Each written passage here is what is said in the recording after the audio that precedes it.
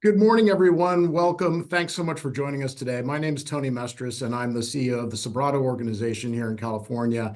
And for those Seattle attendees, Sobrato is a real estate developer with a capital arm and a set of philanthropy vehicles. We have most of our business centered on Northern California, but properties up and down the West Coast, including in Seattle. Our company is owned by the Sobrato family, who also have chartered us with a mission to build a more equitable and sustainable world through business and philanthropic leadership. And to that end, we're very active in housing security. It's a pleasure to talk to you all today. And I'm lucky enough to host a bit of a panel with two critical leaders from our two regions, Jim Wunderman, the CEO and president of the Bay Area Council, and Rachel Smith, the CEO and president of the Seattle Metropolitan Chamber of Commerce. And I'm going to ask each of you, Jim and Rachel, just to give a brief intro and maybe a little bit of color on your background so that the attendees in the other regions get a sense of how special you are to all of us. Jim, why don't we start with you? Sure. Well, thank you, Tony, for doing this and being the bridge between Seattle and the Bay Area, and thank you, Rachel, for being a partner in this. And we look forward to the conversation and all of the guests who've joined. So I'm Jim Wunderman. I'm president and CEO of the Bay Area Council. I've been in this job over 20 years, so I'm getting to know it pretty well by now. My career before this spanned being in the private sector, in financial services, in the waste industry for a while. I was the deputy mayor of San Francisco a couple of times in the 1980s and 1990s. I've had my own consulting practice, and I've been on numerous boards and chaired a lot of things, and spent a lot of time in the nonprofit world leading up to this job, where I felt like pulling the private sector and the public sector and the government, the academia together and so forth could add value. So it's been an exciting time and in a great place. So thank you for doing this. Wonderful. Thank you. Rachel? Hello, everybody. Rachel Smith, President and CEO of the Seattle Metropolitan Chamber of Commerce. I, too, am delighted to be here and appreciate Jim's partnership and have a long relationship with Tony, and it's always a delight to be able to do something with him. So I've been here about, just celebrated my 4-year anniversary, so I still consider myself kind of new, although I don't think I should anymore. And I, like Jim, I like to say I'm recovering from government, where I spent almost 15 years, most recently as Deputy County Executive for King County Executive Dow Constantine, worked at Sound Transit, our regional transit authority.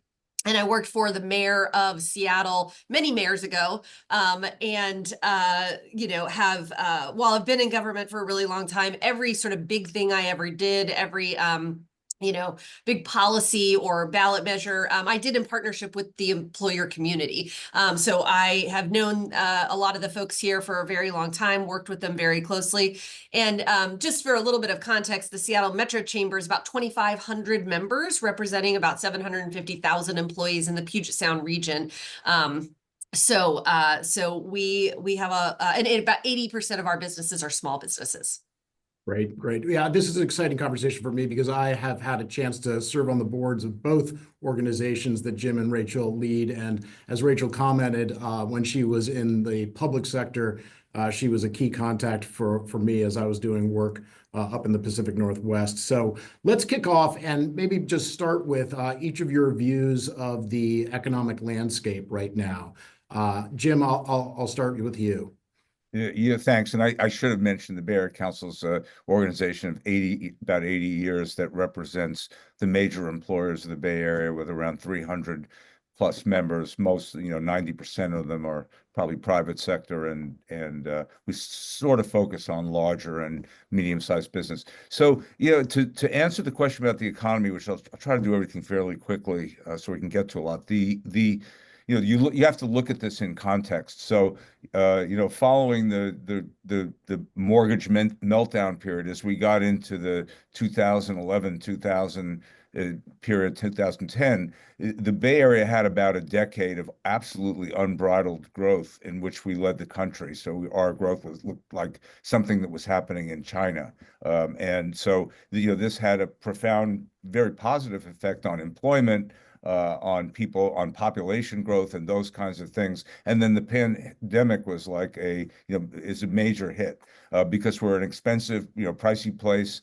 A lot of people fled to go work remotely back home or in some other place that was a little better for cost.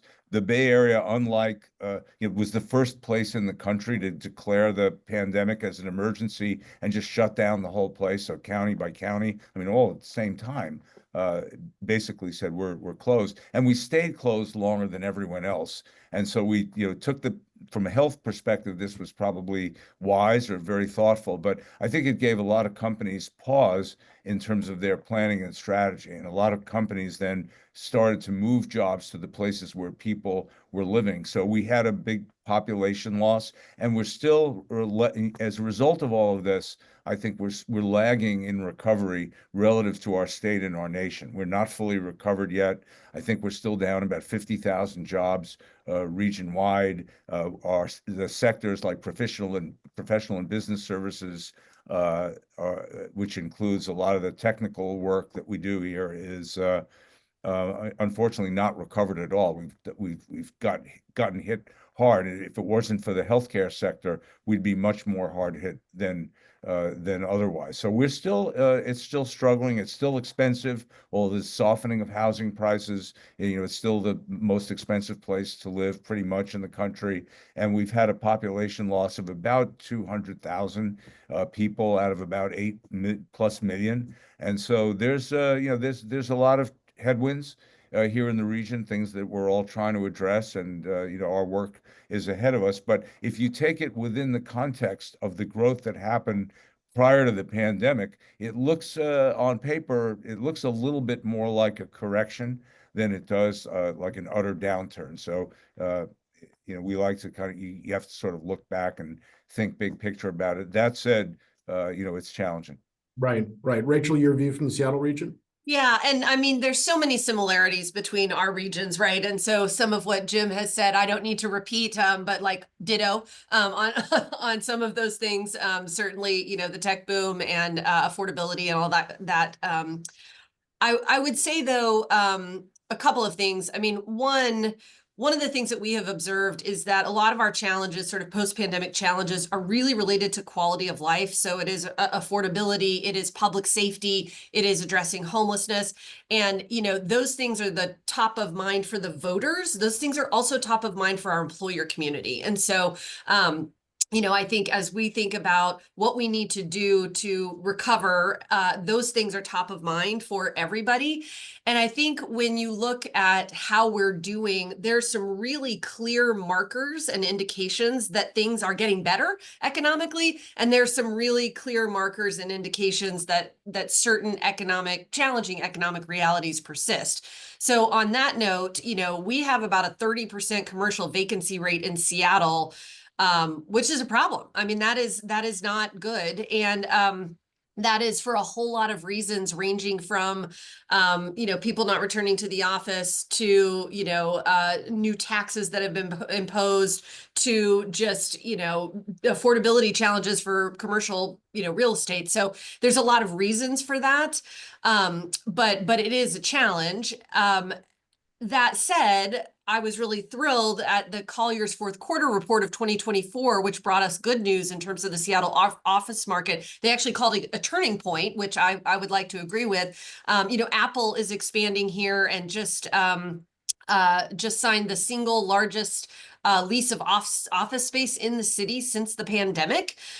So, there are good news stories like that. Downtown Seattle Association is reporting that our sort of November and December 2024 numbers around average weekday workers has gone up significantly. But again, it's not anywhere close. It's 56% of 2019 numbers, right? So it's going up. That's a clear indicator that things are going in the right direction. And it's not up enough because we're nowhere near 2019. So I think, those are in terms of looking at our, again, clear indications that there are some good things, clear indications that there are still some challenges. And on the horizon, we have some big economic opportunity that we'll probably talk more about, including but not limited to FIFA World Cup 2026, which is going to be a massive economic activity generator for not just the state and the region, but specifically for downtown, because that's where our stadiums are. Right, right. And so as you each navigate with your members, that tension that sometimes exists between business interest and community interest, which at times that's aligned, at times it feels oppositional. How's that been evolving in this time against the backdrop you just described? Rachel, maybe you'll kick us off on that. Sure, happy to. And, again, lot centered around those quality of life issues as we think about sort of the political environment. I think that this notion that the community, doesn't like business or doesn't like big business, I mean, it's frankly not true. And we have the polling data that shows that. In Washington State, people overwhelmingly support small businesses and local businesses, and well over 50% support large companies, hometown companies. So I think this notion that people think all business is bad or something, it's simply not true. It's not borne out in the research. And so what we really try to do is, or what we know is that businesses and voters are aligned, and they're aligned on the challenges and the solutions to those challenges. So we really try to do our work in a way that enters the conversation on the side of the voters when we are working with policymakers. And, I think we are seeing in a lot of cases sort of less governing by slogan, sort of like tax the rich, tax Amazon, these things that people are much more focused on getting results. And that is a place where the business community, the voters, our nonprofits, sort of the rest of our community can all kind of stand shoulder to shoulder. And we have been. Mm-hmm. Jim, your view of that tension, how it's evolving? Well, evolving is the right word, and ditto to, pretty much everything Rachel has said. I think that when people are feeling pressures in the economy, that becomes very pervasive. And so we've seen some in a number of different votes and recalls and so forth, that voters are sort of coming to the view that we need to sort of have a more common sense approach to policy and law and management. And so that's the direction that things seem to be going. And as Rachel was saying, the sort of average voter tends to be moderate, even if they don't call themselves that, are sort of leaning on, in that direction. They want the streets to be safe. They really are troubled by, this callous retail theft. We have, I think we want people to get back on our mass transit systems, but they want the mass transit systems to be humane and safe. So we've put a lot of work into public safety, which we historically didn't, because it's very much on people's minds. And when that's not present, it becomes a big issue. But it's a big issue for everyone, and it crosses over from business to all aspects of the community. So I think there's a fair amount of reasonable alignment that we're actually seeing, and we want to develop that. And I think one of the things I think that's happened in modern times is these very large companies, our members, have done a really good job going at how they address philanthropy and relations with community, but they haven't done it together. They've done it individually, and they see it as somewhat, some of them, I would say, see it as kind of a branding opportunity, like this is what we do, but it's not the greater we. And I think that's costly to the perceptions around business, where the public may say, you have these big, extremely successful businesses that create extremely wealthy people, and what are they doing for us? And they're more takers than they are givers. From the business point of view, they feel we're paying the predominant payers of taxes. We're contributing to the community through jobs and economic investment and development, and that's kind of good enough. But it probably isn't good enough. And so one of the things that the Bay Area Council, we're looking at through the merger with the Silicon Valley Leadership Group, which is an ongoing discussion, is can we kind of forge a new togetherness within the employer community around how we collectively act. So, I'm excited to see if we can push that kind of Can I opportunity add forward. one Yeah, quick please, thing, Rachel. Tony, too? I think that, certainly here, our voters are smart and they understand the economy, right? So we have actually asked questions in our polling before, like, how concerned are you about your personal financial situation given current economic conditions? And, we have a lot of, people with good jobs, high paying jobs. 63% in the last couple of months said they're concerned about their own economic. And so, they understand the ties between, their own situation, what's going on with our economy in our region. And, they understand that decisions by policymakers could impact those companies that also could impact them. Like we recently saw that, we did a poll around taxing at the state level, and 65% of voters said they were worried that we would lose good paying jobs because employers might leave Washington state if they pass these big taxes. So like the voters get it. And I totally agree with Jim that we need to just do a better job of aligning to work together on some of these things because we're actually already aligned. Right. Good. Thank you. Helpful. And one thing I'll just remind attendees, the conversation is, as we expected, already getting very interesting. As you have questions, please feel free to put them in the question box. And towards the end of the call, we'll try to get it through as many as we can. But let's take that conversation and turn a little bit to the urban core and sort of downtown revitalization. You both represent regional organizations, and regionality is incredibly critical in these days, especially in fighting fragmentation, the way you both described. But if you just close the aperture to the downtown core, Jim, maybe I'll start with you. How do you see City of San Francisco? Maybe you want to speak to City of San Jose and other cities, but you've got a lot of experience and focus with San Francisco, and it's been going through a lot. Where are things, and where do you think they're going?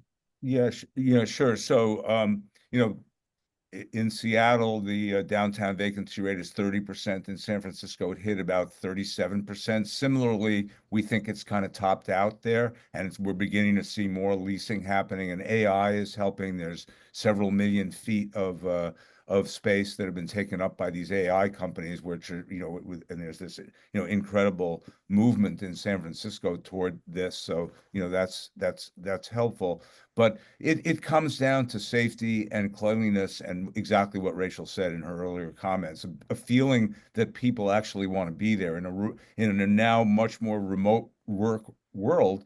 In order to solve the problem of filling up the downtown, you actually have to have people who want to be there. So one way to deal with that is through residential conversions, having more people actually live in the downtown, which is something I think San Francisco missed and San Jose historically. And so both are pressing to do more building downtown. San Jose has big plans for residential development in the downtown area. I think it's tens of thousands of units are in their 2040 plan, along with commercial development and retail and so forth. So there's a real concise plan, I think, in San Jose as to how to move that forward. In San Francisco, it's going to take, we just met with the mayors, we have a mayor who's only been there less than 3 weeks. And this has been a major focus of Dan Lurie as he's taken this job. But that, they're talking about a multi-phased operation, that it isn't just one thing. So you've got to activate the downtown with things that people want to come there for. First and foremost, make it safe, make it clean. People should have almost metaphysical certainty that when they go into the downtown area, nothing bad is going to happen to me. Start with that. And that starts to bring back, more intensity. People want to come back to work. We've done a lot of work on getting BART, because BART is one way a lot of people get into the downtown areas. And if people don't feel safe using BART, they won't come. So that's been a successful focus for the Bay Area Council over the last period of time, is to really get BART to be responsive to what it takes to make passengers feel safe. You want to have arts. They just announced a concert series in San Francisco, like a week-long conference, to get some real, kind of intensity around entertainment and so forth in the area. There's talk about an educational institution. San Francisco doesn't have a major educational presence, and those are the kinds of things that really bring in a lot of people into your downtown area. So I think they're being very thoughtful. They haven't released the plan yet. And, with Lurie in only 2.5 weeks, everybody wants the solution like today. We need to solve it today. But, I think they have a number of different plans that have been put to them by different groups in the city who are all really active and actually very excited. And we're one of them about the potential of getting this all done. And so, I hope they do it thoughtfully and correctly and not be, ready, fire, aim, but get this thing done right because it's going to be different. San Francisco downtown will not be what it was before in order to be successful. And it's going to, we need to do some things now and soon. And then it's got to be, long-term planning, unfortunately, is a reality of how to make cities thrive, in time. Right. And Rachel, you spoke to it some, but say some more about how you see Seattle trending right now. Yeah, and I mean, I'll just like add to the quality of life. I mean, that's a theme here that I think is related to whatever question we're talking about. But I will start by saying this, and there's a lot of sort of like esoteric thought about downtowns and stuff, but like humans are an essential element of making places, neighborhoods, main streets, and downtowns, places where things are happening and people want to be. And employment is a large part of our daily lives. So while, we totally support embracing flexibility, and we know that employers need to respond to their employee needs. If you want a great downtown, you do need it all. You need housing, you need recreation, small business, and yes, people going to the office. And, I'm really proud of our business community. They've started to bring more people back. Amazon just went back 5 days a week. And that part of downtown has changed dramatically as a result of that. And again, I think employers continue to embrace flexibility as a benefit to their employees. That's a good thing. But they also know that being together in person can be essential to collaboration and innovation and vibrancy. We partner closely with the City of Seattle, Downtown Seattle Association, and other organizations on downtown activation plan strategies, very similar to what Jim was just talking about. We've seen art exhibits pop up in empty storefronts, community concerts, and all of those. And we actually see more Seattle voters saying they would feel safe visiting downtown Seattle than any time we saw post-pandemic. So that Really? we can see that it's going in the right direction. And we've got a new waterfront, the expansion of our convention center, a new expansion of our aquarium, our sports stadiums are downtown. We have a ton of assets, and we have more people living downtown than we ever have before. But also it's not enough. I mean, so like Jim, right, we still have to be intentional about all of the actions that we're taking. But we have also very much embraced that we need it all. There's not a thing, we need all the things in order for, and the number one of those things is humans. So. Right.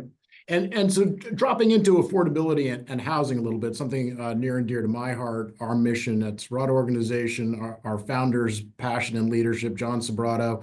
Jim, what are some of the policy initiatives or efforts that you've seen that are working when it comes to housing affordability? Okay, I'm done. It's not at the moment, there's not too much that's working well, despite the fact that there's been a lot of policy change. And, our organization has sponsored numerous bills that were going to save us.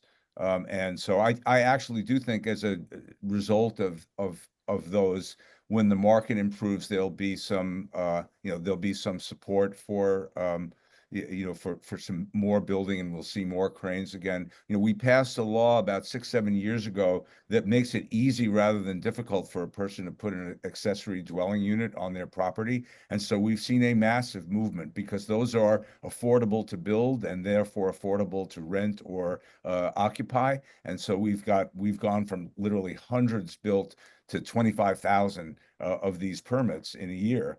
Just to, so we're seeing a lot of development, and it's great. It infills, it makes neighborhoods denser and more intense, and it gives people, who can't afford an expensive place to live, a very moderately priced place to live. So that's been very successful. There's been we passed a state law that increases the requirements that cities have. It's called the Regional Housing Needs Assessment, but not to get into the weeds, every city is required through a state and regional process to meet certain demand for housing to be built, and that kind of doubled. And so there's a Right. lot of pressure, and the cities have to pass a housing element. So the state has taken it seriously. So there's a lot of conversation around this in cities. And I think the cities have really, a lot of them have come along and they're taking it very, very seriously. And in some cities, you will see a lot of, Santa Clara, Milpitas in the South Bay as examples. You'll see a lot, and there's a lot who've really, you'll see very intense development that's happened, multifamily at scale. So we are building. However, it isn't in every city and it's not as much as it needs to be. And right now, the market is like a little bit behind where things need to be. So there's a lot of entitled projects. We didn't used to have that. And the game was, how do we get more entitlements? And our work was around advocating for getting those entitlements. It's really switched around to creating more demand. So having more jobs in the area creates more demand, and then eventually moves the market to a place where things can be built. It's just so expensive to build, and we've added so much cost onto what it takes to get a unit developed. So, if it costs $1 million to build a unit, which is a lot of money, and then it has to be sold for more than that, hundreds of thousands are in fees and various exactions and processes and years of extra time it takes to get things built. So I think the work that we have now is how can we moderate some of these costs and some of the certainties around getting things done. So that's where our focus is right Yeah. now. I And would it's, expect in a few years, I would bet that as we solve these sort of downtown kinds of issues and the perceptual issues, as Rachel was saying, it actually feels pretty darn good to be just about anywhere in San Francisco right now. So the perceptions, belie kind of the truth. It's still a lot of work to be done, but as that sort of story starts to get out, I think, we're going to start to see people coming, and I wouldn't be surprised. And we've been working with the Carpenters Union, which has a big stake in this, for example. And I have a feeling in a couple of years, we're going to see a building boom in our region and in our state. My fingers are crossed. And Rachel, back years ago when we started working together, Seattle started to focus and fight the fragmentation around affordability. But it's fair to say both regions are punching below their weight in terms of addressing affordability. Yep. And yet both regions have had some corporates lean in and try to address that, cross-sector initiatives. Where's Seattle region right now? Where's it going? Yeah, I mean, I am very delighted and proud that a lot of our companies have taken this head on. Amazon, Microsoft, JP Morgan Chase, and others, they have literally invested hundreds of millions, Microsoft and Amazon, nearly $1 billion directly into the preservation or creation of, workforce and affordable housing. So they're putting their money where their mouth is for our region, which is fantastic. And we really support them in their work and try to make sure that we are helping making it as easy as possible for them to use those dollars in that way. But I will say, and I think, I hope this isn't like an affront to anyone who works on housing policy, but what we need to do is not complicated. It's the actual doing that is complicated. What we know what we need to do. We need to make changes to the regulatory environment to make it easier and cheaper to build housing, everything from parking minimums to design review to permit timelines. And for things like green building standards and energy codes, and I'm total environmentalist, but I've worked on more climate issues than I can count, but those things have to Jim's point, have to be balanced with the additional cost and time that it adds to projects. We just need to be really honest about that. Two is incentives, which is just the other side of the coin to regulation, like things like bonus height for building lower income units, right. Stuff like that, incentivizing. Subsidy, we need public subsidy to build housing that is available to lower income people. And for people who are 0 to 30% AMI, they need 100% subsidy. And we also just need to be honest about that. Zoning, we need to let more people build more housing of more types for more income levels in more places. We need to let people build in old commercial corridors that no longer make sense. We need to let people build housing on top of other stuff. And then lastly, I think we need to also remember that we have to keep a business environment that attracts capital, because that is ultimately what helps housing get done. But there are just a lot of constituent groups and the government itself that just also often can't get there, right? Like they want to hang too many ornaments on an otherwise decent policy, or they have an ideology that is just making something not work. And so to, I think, kind of answer the same question as Jim, like we've done some of all of that, but we haven't done enough of any of it. Well, and inherently in what you're both saying, it requires a really productive relationship with local electeds. And so let's talk a little bit about politics. You both have organizations that have members that span the entire spectrum of political values, beliefs, affiliations, and yet you're trying to make sure that you're organizing them and servant leading them to make change happen, like you just itemized. Rachel, maybe you'll continue on a little bit. And how do you navigate that these days, especially against the landscape of the recent elections and the needs of the region? Yeah, and Like a former public sector leader yourself. Yeah. Yes. And so I have high standards for government, because I know, I am both like the ultimate government apologist, because I was in government and it's very hard.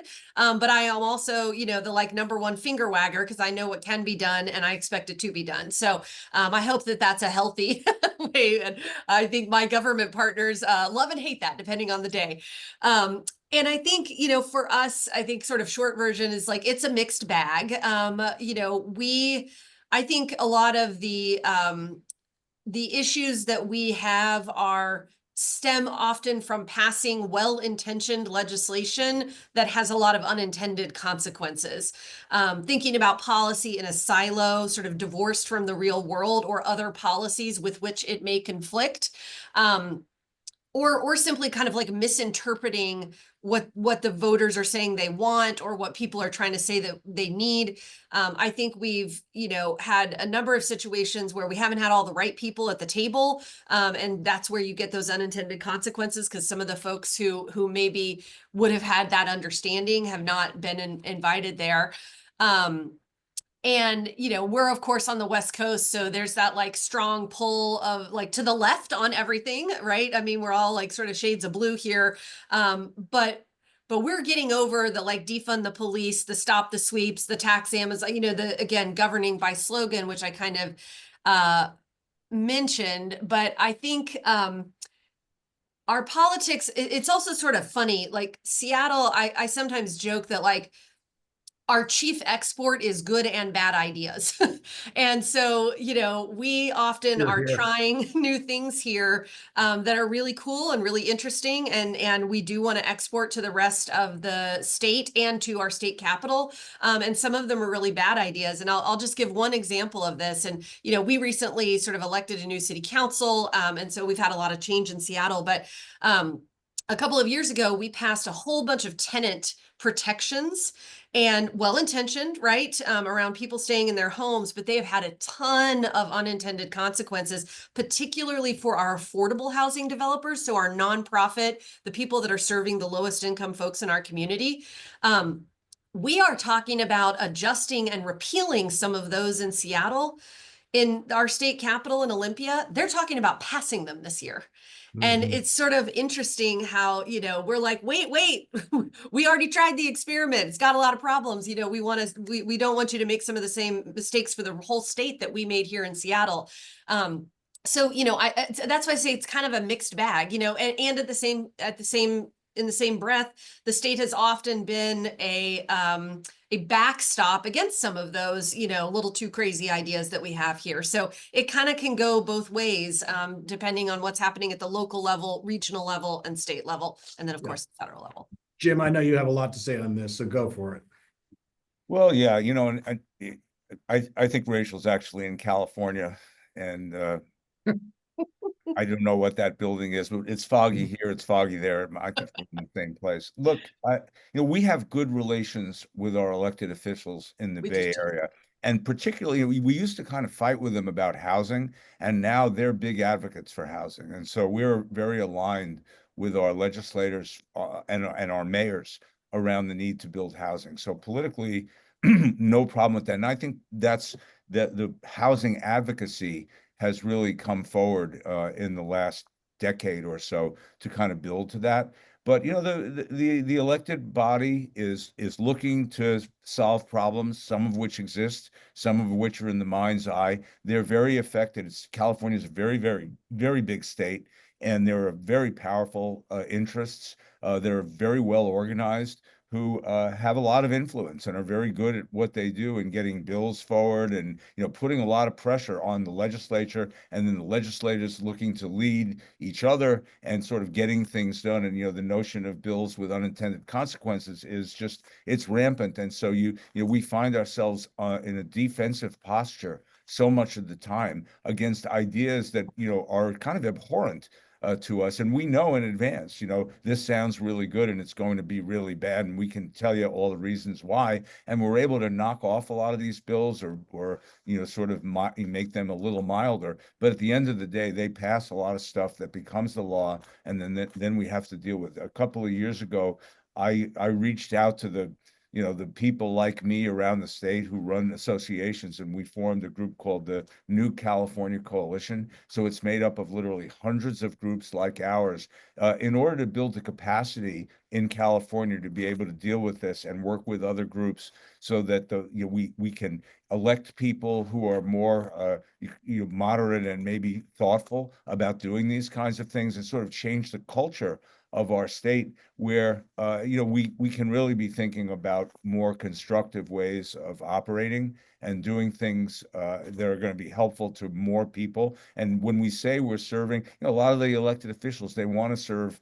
You know, they want equity. They want to, and they're right for wanting it, and they want to protect the environment, and they're right for wanting it. But the outcome is a dearth of new jobs. We're making it so hard to build not just housing, but to build a new plant. We're not seeing, you know, a lot of new manufacturing created in California. It's just too hard. It takes too long. We have this California Environmental Quality Act, which was created to protect the environment. But what it's actually doing is it's serving as a protection against creating new jobs, because anybody can sue to stop any project for any reason. It doesn't have to be because of the project itself. And that notion of a private right of action, let's just allow everybody to sue everything that could possibly happen, moves our economy to other states, where then you know, we want to protect our climate and we want to reduce greenhouse gases, but we're insensitive to those very same greenhouse gases being created in multiples in other states. And guess what? You know, the air doesn't know where the lines are, and the, you know, atmosphere, you know, ultimately is disaffected by, you know, what happens overall. So, you know, California can't solve every problem.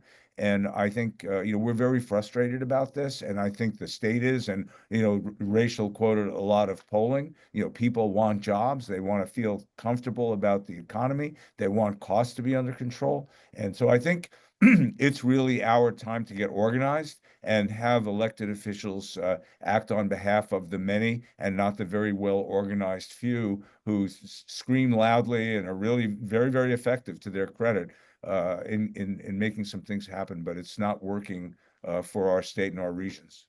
Yeah, Yeah, can I and add one yeah, quick please, thing to Rachel. that, Tony? Just one, you know, we too have really good relationships, and I think, you know, I think that's important to say, because it's important to have those relationships. And you know, our whole thing is, you know, we want people to have trust in government, but they don't right now. And you don't rebuild that trust by ignoring it. You rebuild it by actually doing the things that make things better. But I just wanted to echo Jim's point about defense versus offense. We have to be on defense so much from ideas that are like demonstrably bad, right? Or that like the unintended consequences are so obvious, that and it really does keep us from being on offense sometimes, you know. It keeps us from, I think, solving some of the problems, because that energy and that time and the money and the campaigning and all of those things have to be spent on defense.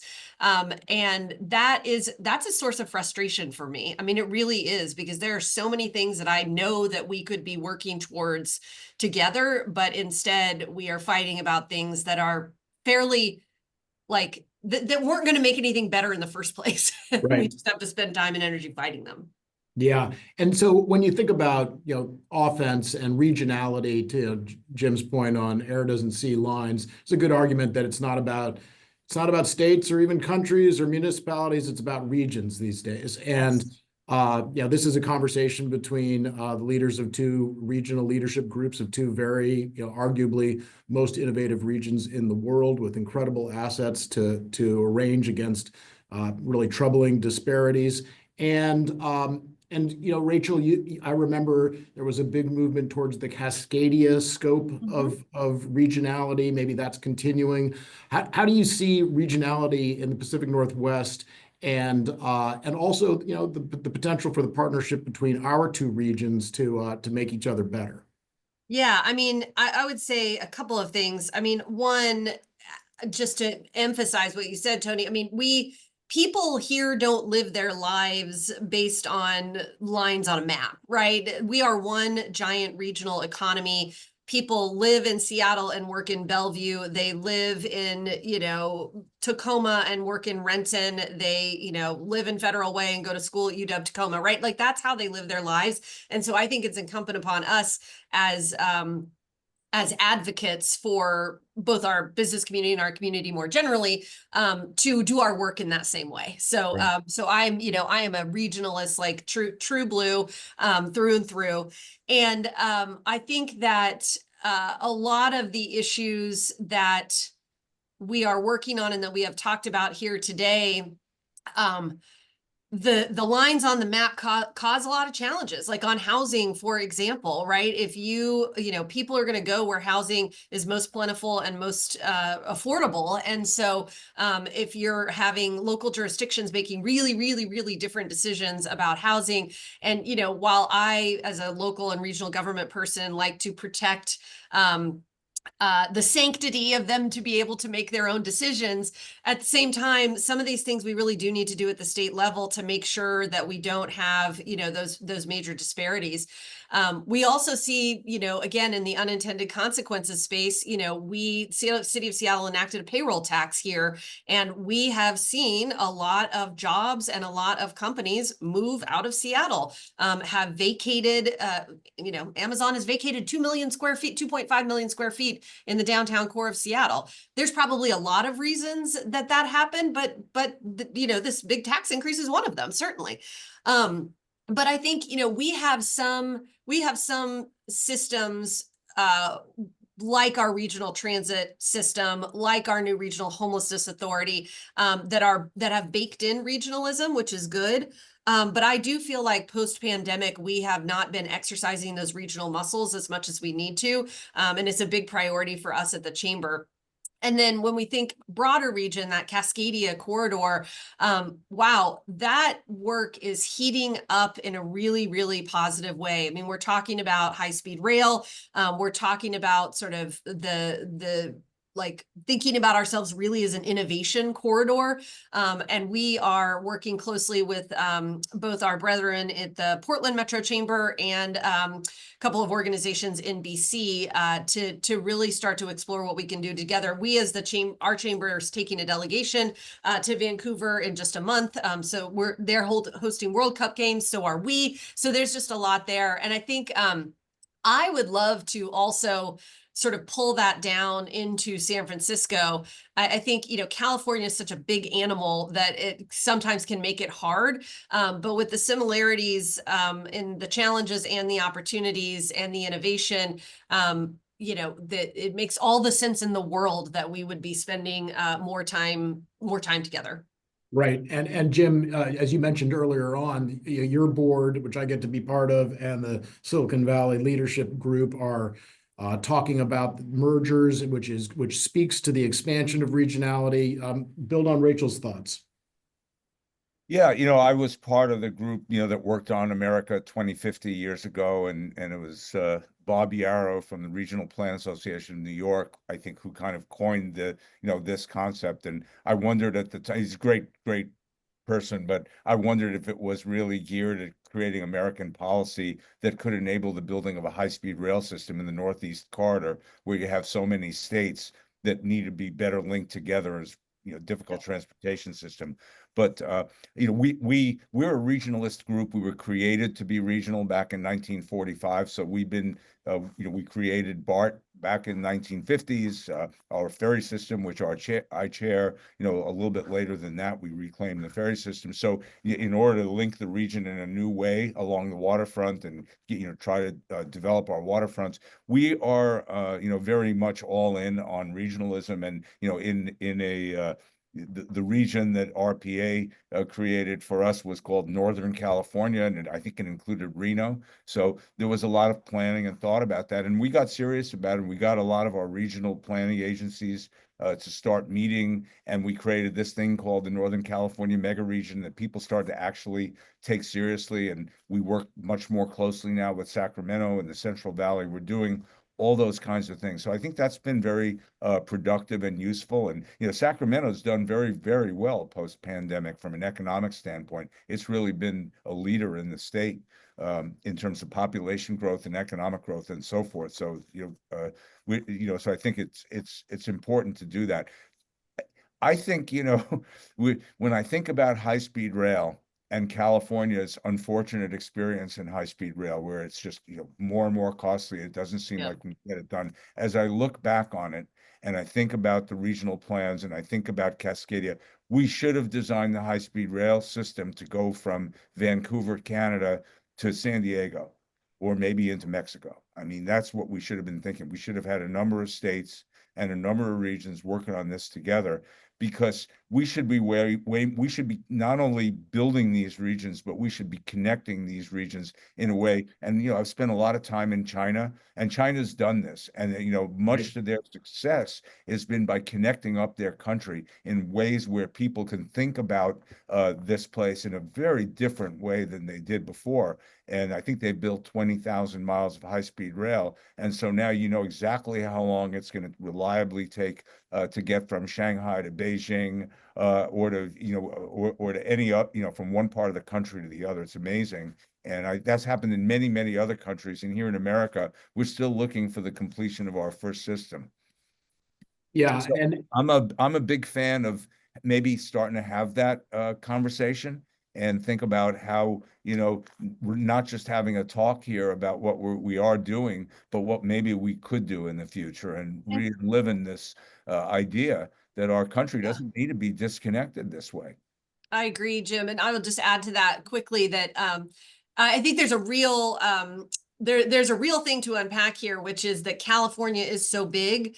And I think the most reasonable and logical relationship is with the Bay Area right now. So how do we kind of, with all due respect, kind of like not do the whole partnership with all of California, because that's just kind of like too much right now, and really I think about the Bay Area as part of our northern, Pacific Northwest thing that we've got going on with Cascadia, because it's logical and it makes sense. But I think we just need to do it in an intentional way so that we're not trying to bring all of the diversity of all of California to the party as we think about that, for starters. I mean, if that's a fair thing to say. yeah, absolutely.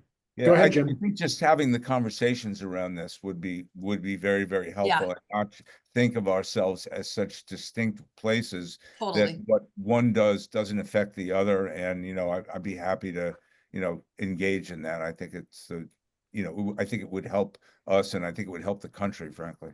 Yeah, it's a powerful concept. And I'll just say to the attendees, this is sort of your last opportunity to put any questions you may have in for Jim and Rachel. And while you think about that and hopefully do that, I'll ask both of you to maybe think about your go-dos for the rest of us. You're in complicated, critical roles of leadership for our regions.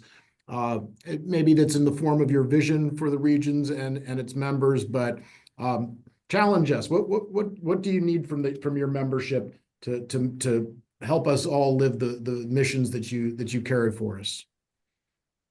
Rachel? Okay. Give us a job. Yeah, I mean, I think there's many jobs, but I'll focus, I think, on sort of using your voice and having a bias towards action. And so just to unpack those a little bit, and using your voice, I mean, in the sort of political environment that we are in right now, it's been challenging for, I think, employers in the business community to use our voice. And I think one of the, our sort of two North Stars around that, if you will, are one, I said earlier, trying to enter the conversation on the side of the voters, because we are often aligned with them. And two, to use our own voice and not let others speak for us. And I'll keep using the slogans that I was using. It for too long, it was like, these folks are saying defund the police, and then everybody over here is saying lock them up and throw away the key. Well, that is not our position. That has never been our position. Our position is that we want the right number of police officers to meet response times, and we want alternatives to police, and we want, anti-racist reforms in the department. That's our actual position. So we need to use our own voice and not let others speak for us. But we need to speak up, because when the voice isn't there, then the loudest voice will in fact carry the day. And the bias towards action is, we're sort of endless debate solutions here. I mean, it's a Seattle thing, but it's also a West Coast thing, and it's also a human thing, to sort of constantly debate. But I think, we need to embrace that any action is better than inaction. And if we're moving forward, we're moving backwards. We can't let the perfect be the enemy of the good, which we often do. So that is my kind of bias towards action. And then the last thing I will just say, and this is very patronize small businesses. Our small businesses are having a really, really, really hard time right now. And, that is especially true in Seattle for a bunch of reasons, but I know in the Bay Area that is true as well because of, similar kinds of challenges. And, we lose our ability to attract talent to our larger companies if we don't have vibrant, nonprofit, small business, arts, culture, heritage, and science. We lose what makes these places our places if we lose those. So I am encouraging people who are parts of larger companies, which are many of our members as well, to remember that it is an ecosystem, and a lot of the smaller guys are struggling right now, and we need to support them. That's great. And Jim, your go-dos for the team here. Well, I think one of the common issues that we have has been this income and wealth inequity that's come out of the great success of the two regions who are the high-tech leaders in the country, with the biggest market cap companies certainly in the country and the world. And so, but it's really tough. It's been really tough on a lot of people, and I think tough on the regions. And we it's easy to say, but hard to do.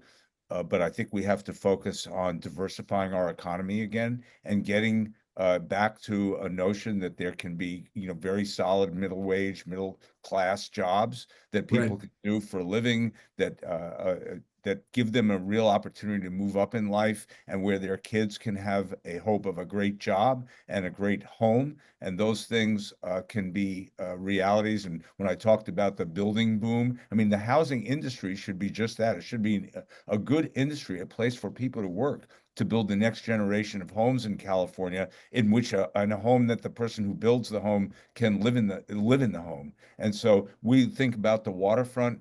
Seattle and your region's done a great job in terms of shipbuilding. As the head of the ferry system, every one of our boats gets built in your region. But I think there's going to be a new movement in America to build more naval vessels. And, I could see, we have phenomenal deep water shipbuilding facilities, but they're aged out for a long time. But investing in those and creating kind of a new maritime industry. So we're working on the workforce stuff around that, see if we can begin to build industries that are, not just high tech, and at the same time doubling down and making sure that everybody who wants to sort of, move those high tech jobs to their region, that we're able to provide a competitive front, and we don't tax the crap out of them so that they end up having to move away, as San Francisco did, as Seattle did. I mean, the message is clear. Don't do that. You have to avoid the temptation to think that, well, we have these big companies and they're rich, so we're going to tax them, because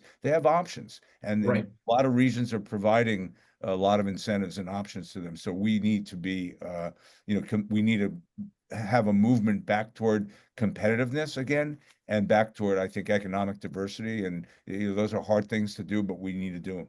So well said by both of you. I think we do have one question from an attendee. Rufus, you want to read that for us? Yeah, World Cup 2026. What major developments do you see? And I suppose this would go to Rachel as they get ready to welcome the World Cup. Well, we could do another hour on that, but we won't. I'll just say a couple of quick things. One, we are, thrilled. It's, an opportunity of a lifetime. And so there's a lot of work happening, sort of at all levels. For the Seattle Metro Chamber, we are going to be leading the statewide business readiness and resiliency. So we'll be working to help small businesses who can take advantage of this opportunity be able to, and for those for whom they're more going to have to navigate this opportunity, that they can stay resilient in doing that. And we're going to be working statewide because it really is, yes, the matches are happening here, but we will have teams staying in different parts of the state. We will have fan fests happening in different parts of the state. So there's just a ton of excitement there. Obviously, public safety, security, and transportation are kind of the main logistic things that we're working with government on and that are paramount to making this be a smooth and successful event. And then the other opportunity here, so Vancouver is also getting games.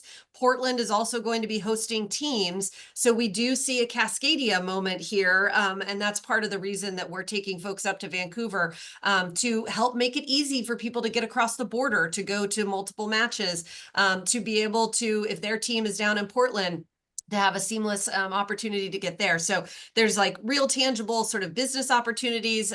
There's Cascadia opportunity. And then obviously for fans, it's just going to be, the moment of a lifetime. And last thing, I just wanted to sort of jump back to something Jim said, just really quick, which is, one of our sort of adages is that like prosperity is a good thing. We just need to make sure that people have access to it. And I think that is, that is what we really try to live by. And so as I think, Tony, your question of like, what should the team be doing? Like help increase that access and generate the prosperity. Like that's what we need. Here.